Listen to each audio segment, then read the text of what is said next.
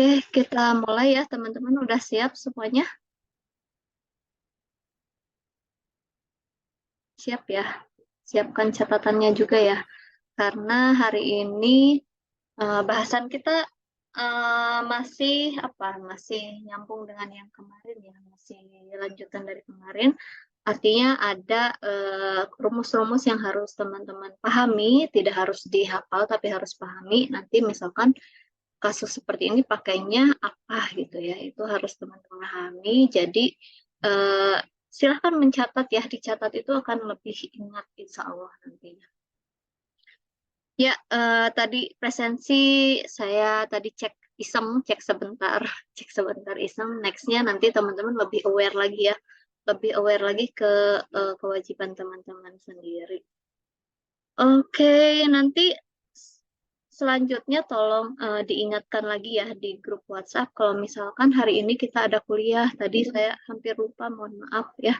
Tolong nanti diingatkan lagi untuk jadwal perkuliahan kita hari ini. Paling diminta konfirmasinya juga lah, mau daring atau luring. Ya, ketua kelasnya siapa?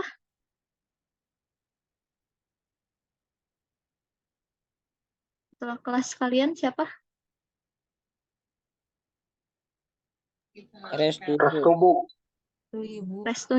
Restunya hadir enggak? Wakilnya deh, wakilnya siapa selain Restu? Chelsea, Ibu. Chelsea, tolong ya nanti diingatkan ya Chel. Ya, Bu. Chelsea. Oke, kita mulai teman-teman. Bismillahirrahmanirrahim. Kuncinya kita sekarang mendengarkan dulu ya, mendengarkan. Terus disimak ya, disimak dan juga nanti pemahaman itu kalian jaga ya, pemahaman itu kalian jaga. Kita bisa diskusi untuk saling meluruskan pemahaman masing-masing ya. Takutnya saya juga tidak mau nanti setelah selesai kelas ini masih teman-teman tuh masih ngawang-ngawang, masih bingung ini tuh apa, kita tuh belajar apa gitu. Gak apa-apa, kita banyakin diskusi aja ya. Jangan takut bertanya ya, jangan takut bertanya karena nantinya itu untuk kepentingan teman-teman juga. Udah siap mentalnya menerima materi hari ini? Siap, Bu. Siap ya, bismillahirrahmanirrahim. Jadi teman-teman siapkan dulu nih, mau info segampang apapun gitu. Siap aja nerima, sok disiapin aja untuk menerima. Apalagi nanti yang susah juga insya Allah akan lebih mudah masuknya ya. Silakan dipimpin doa. Berarti selain Chelsea dong ya. Enggak, minta tolong dipimpin doa. Fikri, Bu. Enggak. Baik teman-teman, sebelum kita memulai kegiatan belajar, alangkah baiknya kita berdoa demi kelancaran dan juga ilmu yang didapatkan. Berdoa dalam hati masing-masing, berdoa mulai.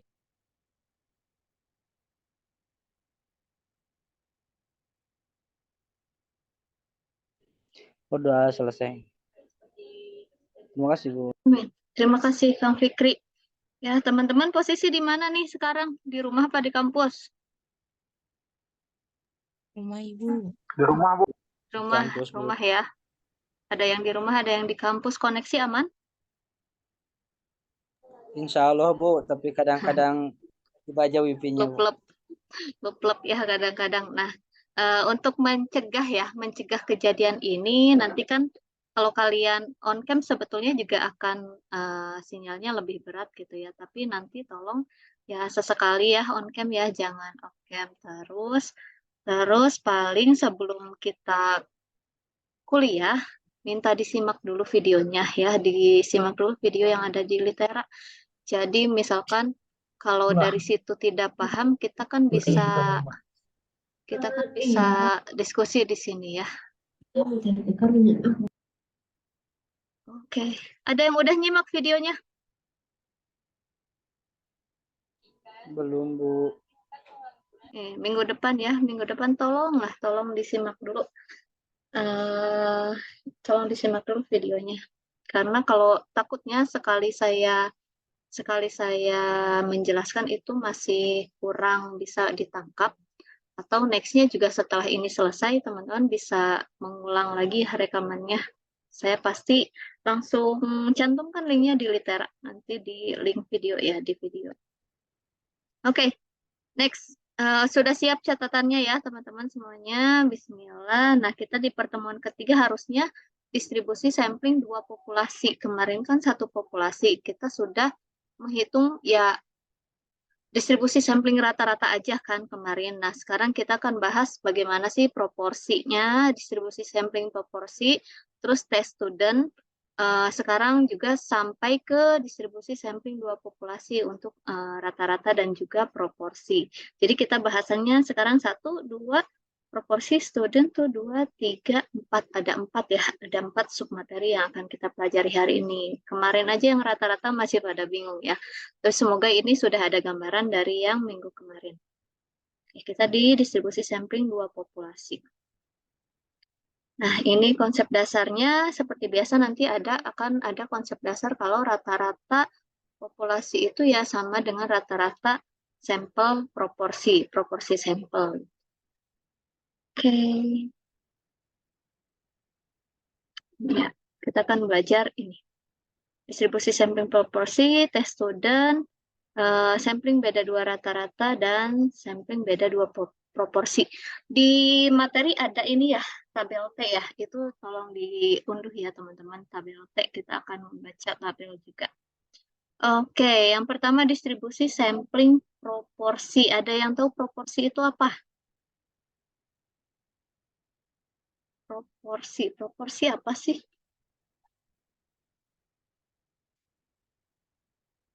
Proporsi apa kira-kira?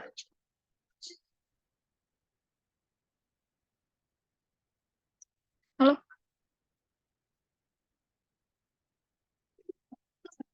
Ya, Bu. Proporsi apa, Saifullah? Membandingkan, Bu. Membandingkan. Selain itu, Yo, Bu. silahkan Adi. Rasio. Rasio. Perbandingan ya, rasio. Sama aja berarti. Terus, apa lagi? Hubungan. Hubungan siapa? Hubungan. Ya, sebelum semakin jauh ya, dua kata yang tadi sudah bisa mewakili ya. Apa tadi? Apa tadi saya lupa. Pokoknya ada perbandingan ya, ada perbandingan, ada juga rasio tadi, rasio. Oke. Nah, jadi untuk distribusi sampling dari proporsi itu hampir sama dengan kita ingin mengetahui rentang dari yang rata-rata kemarin ya, tapi kita ingin mengetahuinya di sini adalah proporsi. Proporsi ini apa ya? Proporsi itu adalah dari seluruh sampel acak yang ada satu unsur atau beberapa unsur atau kategori yang ingin kita bandingkan dari seluruh sampel acak itu, sampel acak yang berukuran N itu ya. Jadi di sini akan ada istilah sukses dan tidak sukses gitu ya. Sukses itu adalah yang kita pilih, yang kita inginkan, bisa aja cacat atau tidak cacat ya, baik atau tidak baik, kualitas bagus atau tidak itu yang kita akan tentukan. Atau misalkan juga usia sekian sampai sekian dari sekian itu adalah rasio ya atau proporsi. Jadi proporsi kesuksesan, misalkan proporsi kesuksesan desa yang mendapat bantuan program ada berapa bukan persen juga sih, rasionya berapa gitu. Terus ini contoh-contohnya ya. Perbedaan persepsi penduduk miskin dan kaya terhadap pembangunan mal dilihat dari proporsi ketersetujuannya. Berarti kan di sini kita harus cari berapa orang yang setuju ya dibandingkan dengan seluruh penduduk di situ, ada jumlah penduduk di situ ya. Jadi untuk proporsi, untuk populasi ya, untuk populasi simbolnya ini adalah P besar sama dengan X per N. Jadi X ini adalah yang kita inginkan. Kalau di contoh yang atasnya ini adalah ketersetujuan, berarti X-nya ini jumlah yang setuju. Dibagi dengan N, dibagi dengan jumlah populasinya, jumlah penduduknya di sini berarti. Sedangkan untuk sampel, simbolnya itu, P ini pernah lihat simbol P seperti ini, disebutnya apa?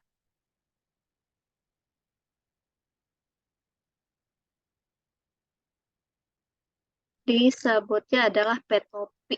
Ya. P-topi. P-topi ini kalau di populasi dia X besar, kalau di sampel dia X kecil dibagi dengan N kecil. Berarti jumlah sampelnya ya di sini. Oke, contohnya ini misalkan kita punya satu populasi. Anggaplah populasi ini adalah si lingkaran hijau ini ya, yang besar. Kursornya kelihatan ya? Kursornya kelihatan ya, teman-teman? Kelihatan. Oke. Ini adalah sebuah populasi ya, misal di sini populasi. Anggaplah si yang hijau ini adalah nyambung di sini ya. Jadi itu satu populasi. Nah, untuk menghitung proporsinya, yang kita inginkan itu adalah yang tanda smile misal ya, atau yang disebutnya yang sukses misal di sini. Sukses itu ditandai dengan smile. Nah, untuk menghitung proporsi populasinya berarti K dibagi dengan N. K itu apa? K itu ya jumlah smile yang ada di satu bulatan ini. Jumlah smile-nya ya, ada berapa? Terus dibagi dengan N. N berarti jumlah seluruh unsur di populasi ini. Mau yang smile, yang tidak smile itu ya. Jadi perbandingan atau rasio. Terus kalau misalkan kita ambil satu genggaman ya di sini ya, satu bulatan. Kita ambil ke sini, itu disebutnya dengan sampel misalnya ya. Ini adalah sampelnya. Berarti proporsi sampelnya itu P bar atau P topinya ini kan kalau di sini K ya berarti di sampelnya K kecil. Kalau ininya X berarti di sampelnya X kecil. Jadi di sini yang kita ambil kan ada 5 unsur ya, 5 jumlah sampel di sini. Satu sampel berisi 5 unsur sampel. Berarti K-nya berapa proporsi sampelnya? Proporsi sampelnya berarti berapa? 2. 2 per? 2/5. Oke, 2/5 ya. Sedangkan kalau yang proporsi populasinya berapa nih? Sekian. Dihitung ya jumlah yang smile-nya dibagi dengan jumlah keseluruhannya. Yang penting konsepnya nyampe dulu ya, bisa diterima ya konsepnya ya. Oke, nah ini nanti akan ada istilah sukses dan tidak sukses. Artinya yang sukses ini adalah kategori yang kita inginkan ya, yang kita inginkan. Kalau tadi itu ketersetujuan misalkan, berarti suksesnya ya yang setuju. Yang tidak suksesnya berarti yang tidak setuju. Atau bisa aja dibalik, yang kita inginkan adalah berapa sih yang tidak setuju, berarti yang suksesnya itu adalah yang setuju ya. Nah, ini smile ini tergantung kategori yang kita inginkan. Tidak harus yang selamanya positif, yang negatif pun bisa. Asalkan itu kategori yang kita cari. Jadi istilah sukses dan tidak sukses. Nanti ada simbol P dan Q. Nah, ketemu lagi dengan ini. Ketemu lagi dengan ini ya. Oke, jika ukuran populasinya kecil dibandingkan ukuran sampel yang kemarin ya, N per N-nya itu lebih dari 5%. Berarti dia pakai rumusnya rata-rata proporsinya ini adalah sama dengan proporsi dari populasi ya. Rata-rata proporsi sampelnya sama dengan rata-rata proporsi populasi. Sedangkan untuk simpangan bakunya ya, simpangan bakunya dia pakai yang faktor koreksi N-N dibagi dengan N-1. Nah, ini rumusnya ada P. P sama dengan 1 min P. 1 min P ini bisa kita simbolkan dengan, sebentar. 1 min P ini bisa kita simbolkan dengan Q ya, dengan Q ini. Q sama dengan 1 min P. Jadi untuk rumus yang ini ya, rumus yang atas ini kita bisa tulisnya akar P kali Q per N dikali N dikurangi N min 1. Jadi Q ini rumusnya 1 min P. Kalau misalkan tadi yang setujunya ada 10 orang ya, 10 orang dari 20 orang misalnya. Jangan deh, 10 orang dari 15 orang. Tuh. Nah, berarti kan yang P-nya ini adalah 10 orangnya ya. Nah, kalau 1 min P berarti 1 dikurangi Q-nya berapa gitu ya, dari berapa. Jadi 1 min P-nya. Ya, jadi 1 min. Oke, sedangkan untuk ukuran populasi yang besar ya, besar atau dibandingkannya dengan N per N-nya itu kurang dari sama dengan 5%. Seperti biasa kita harus lihat dulu jumlah sampelnya dari jumlah populasinya, perbandingan ininya. Nanti pakai rumus yang mana? Pakai rumus yang atas kah atau yang bawah? Kita clear dulu, clear.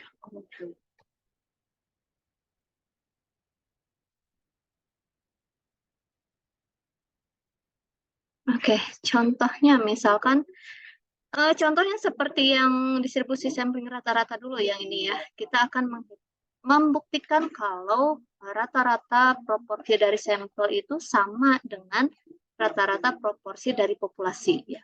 Misalkan kita membuat distribusi sampling proporsi sampel dengan sampel berukurannya N sama dengan 3 dari suatu populasi yang berukuran N-nya 5 ya.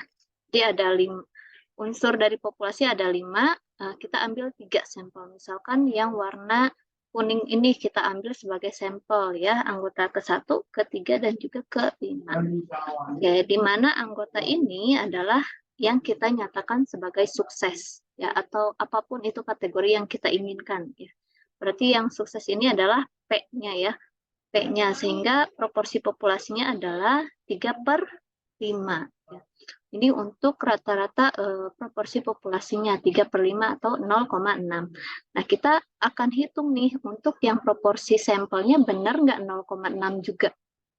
Nah, dengan sampling tanpa pengembalian atau without replacement, maka banyaknya kemungkinan itu kita pakai rumus kombinasi ya. Ada 10 lagi nih, kayak kemarin ada 10 kombinasi sampel. Nah, kemungkinan sampel terpilihnya ini, misalkan 1, 2, 3, ya, 1, 2, 4, 1, 2, 5, dan seterusnya. Ini dari mana? Kan kita ambilnya dari ini ya, 3 dari 5 ini. 3 dari 5 ini, ada 10 kombinasi. Ada 10 kombinasi. Ya, semua kemungkinannya yang ini, sampel terpilihnya. Tapi kita inginkan, yang kita inginkan kan proporsi sampelnya ya. Proporsi sampelnya yang mana? Porsi sampelnya yang tadi yang terpilih itu. Sebentar. Yang terpilih adalah 1, 3, dan 5. Ingat yang ini ya. Yang kita inginkan tuh cuma ada nomor 1, nomor 3, ya, nomor 1, nomor 3, dan nomor 5. Ya, udah susah. 1, 3, dan 5. Oke, 1, 3, dan 5. Biar nggak lupa deh, 1, 3, dan 5. Nah, di sini, di sampel 1 yang terpilih kan 1, 2, dan 3 ya. Angka 1, 3, dan 5 ada berapa yang muncul di sini?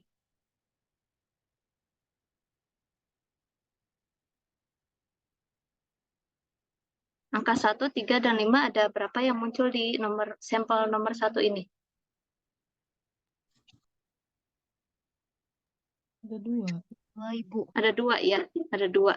Berarti proporsi sampelnya adalah 2/3. 3.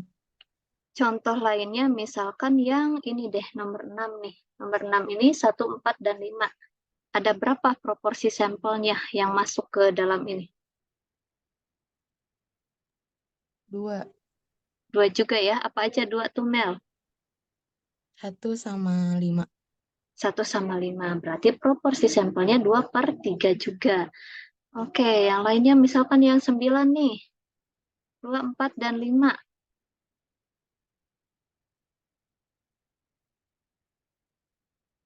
1, Bu. 1 ya, 1/3.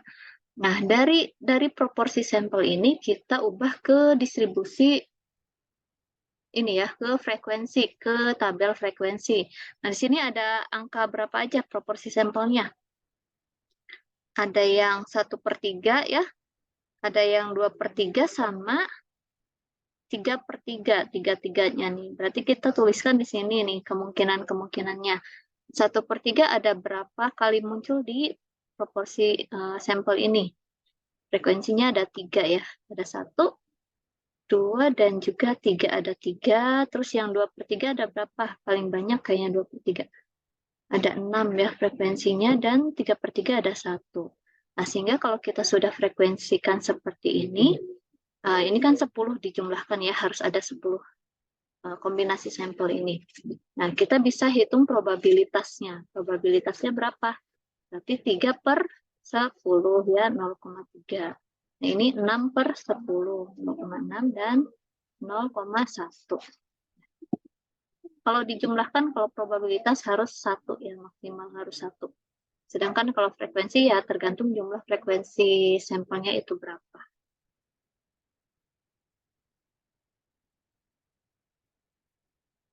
Oke, dari yang tabel ini ada yang ingin ditanyakan? Takut pusing?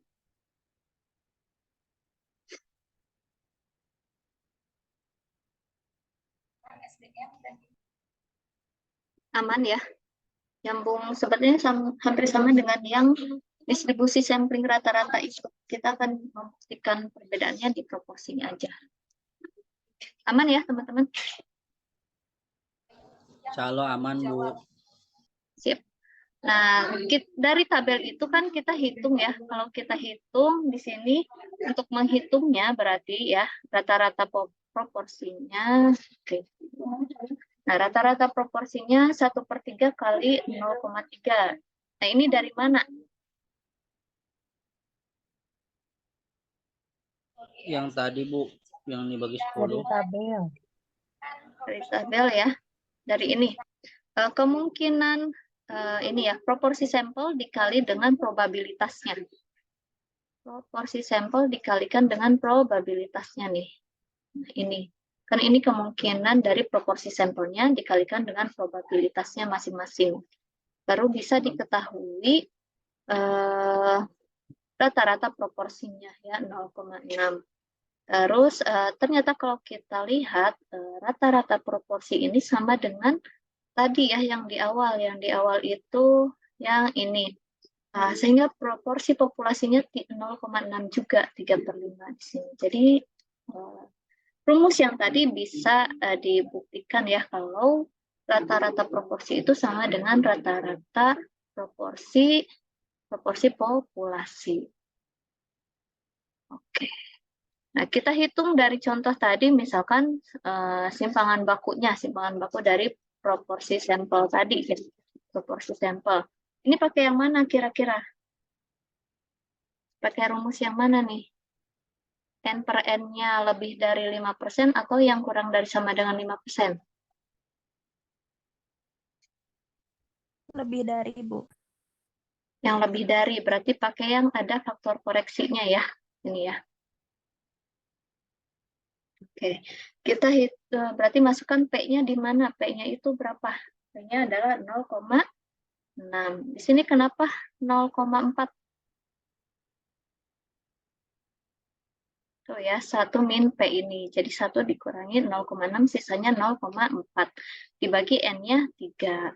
Nah, untuk populasinya 5 ya. 5 dikurangi 3, dibagi 5 dikurangi 1. Ya. Oke, hasilnya berarti 0,2. Oke. Nah, ini untuk jumlah sampel yang berukuran sangat besar, hampir sama dengan yang tabel Z kemarin ya. Jadi kita harus hitung probabilitasnya itu. Kalau banyak tidak mungkin kita menggunakan tabel seperti tadi ya satu-satu. Bisa saja kita keliru juga untuk merumuskan si sampelnya gitu. Makanya digunakan yang ini. Z ini ya, tabel Z ini kita gunakan tabel Z. Nah, ini untuk yang sampel berukuran sangat besar atau N-nya itu bisa lebih dari sama dengan 30 ya. maka P-nya itu diasumsikan dia menyebar normal. Menyebar normal ini, ya, rata-rata populasi sampelnya, ya rata-rata proporsi sampel sama dengan proporsi dari populasi ya. Nah, untuk simpangan bakunya tidak perlu dikalikan dengan faktor koreksi. Artinya cuma P dikali Q aja per N ya, atau P dikali 1 min P sama aja ini rumusnya. Rumusnya sama aja. Nah, maka di sini untuk probabilitasnya kita pakai tabel Z lagi ya. Kita pakai tabel Z lagi sama kayak kemarin. Contohnya misalkan diketahui bahwa 2% barang kiriman adalah cacat ya, 2% barang kiriman adalah cacat. Berapa probabilitas bahwa suatu pengiriman sebanyak 400 barang ya, 400 barang terdapat 3% atau lebih yang cacat.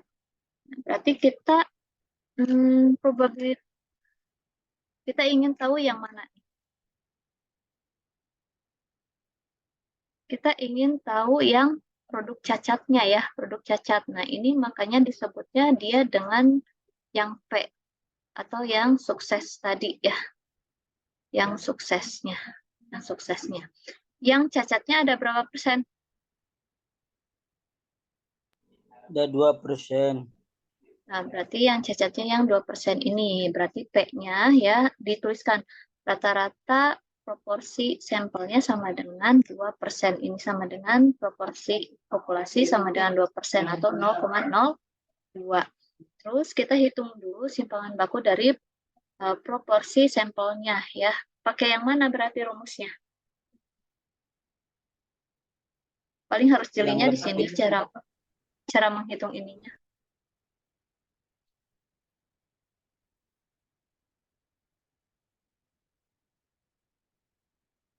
Ini sampelnya diketahui nggak jumlah sampelnya? Jumlah sampelnya diketahui nggak? Diketahui, Bu. Berapa? 400, Bu. 400. Jumlah populasinya diketahui nggak?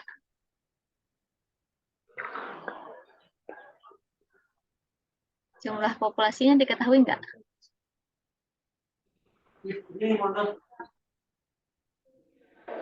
Enggak ya. Enggak diketahui ya di sini jumlah populasinya ya. Nah, 400 ini kan sudah termasuk ke yang jumlah sampel banyak ya. Makanya kita pakai yang N per N-nya itu yang tadi yang dianggap berdistribusi normal. Jadi tidak ada dikalikan dengan faktor koreksinya atau yang akar N-1. N-N dibagi N-1 itu tidak digunakan. Pakainya rumus yang ini. Oke, proporsinya tadi 0,02 dikali 0,98 dibagi dengan jumlah N-nya 400. Sekian ya. Nah, dari sini untuk probabilitasnya kemungkinannya kita pakai yang tabel Z ya. Kita masukkan saja di sini rata-rata yang proporsi sampel yang kita inginkan. Ini kan dari 400 barang terdapat 3% atau lebih ya. 3% atau lebih yang cacat. Berarti di sini 0,03 3% ini dikurangi yang rata-rata ininya, rata-rata yang cacatnya 0,02. Nah, dibagi dengan simpangan bakunya 0,007 ini. Sama dengan 1,43. Nah, di sini gambarkan kurva Z-nya ya, gambarkan kurva Z-nya. Kalau kurva Z kan rata-ratanya dianggap 0 semua ya, dianggap 0 semua. Nah, di sini 3% atau lebih yang cacat. Berarti kita akan mencari area yang mana? Sebelah kanan, Bu. Yang lebih dari ya, yang ini.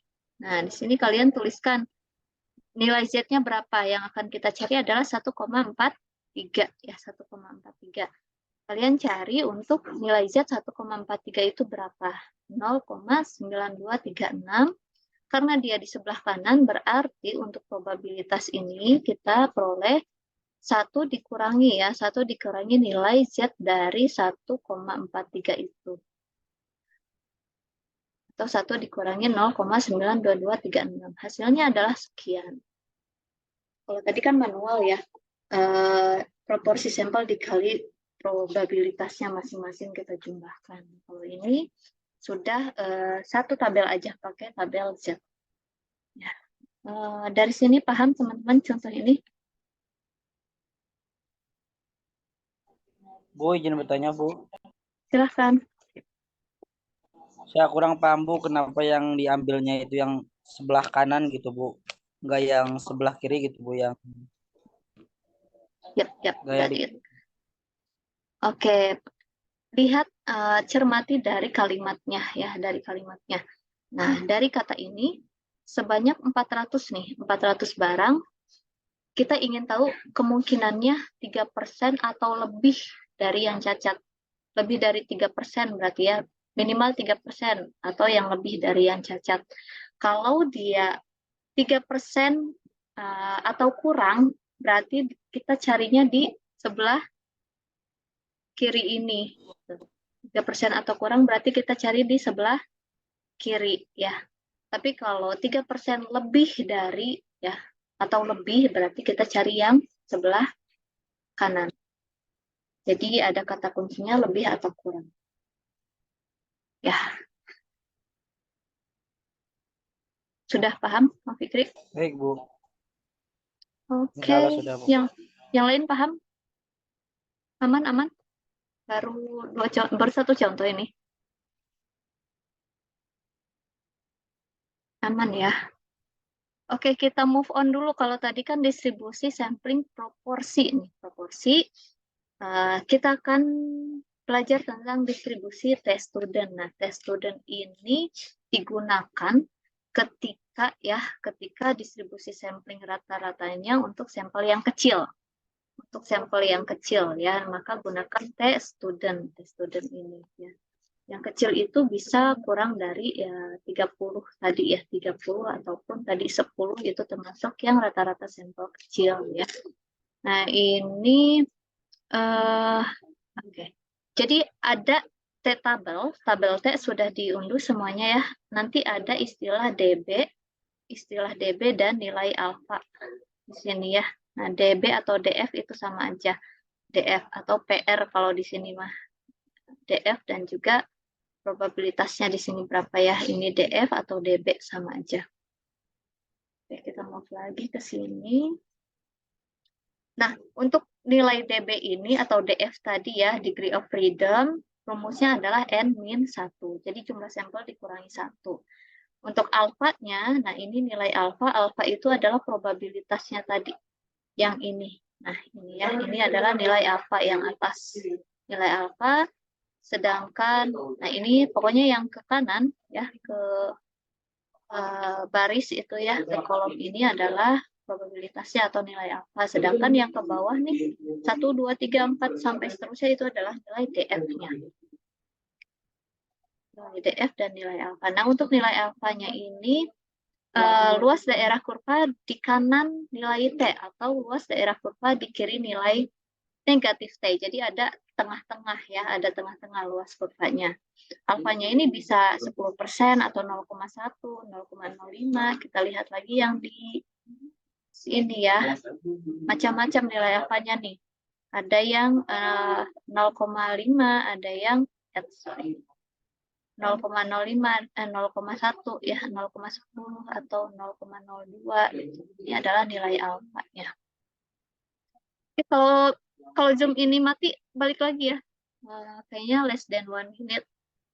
Ini adalah nilai alfanya atau kemungkinan yang kita inginkan. Berapa persen sih? Kalau tadi kan di contoh tadi ada 3% ya. 3%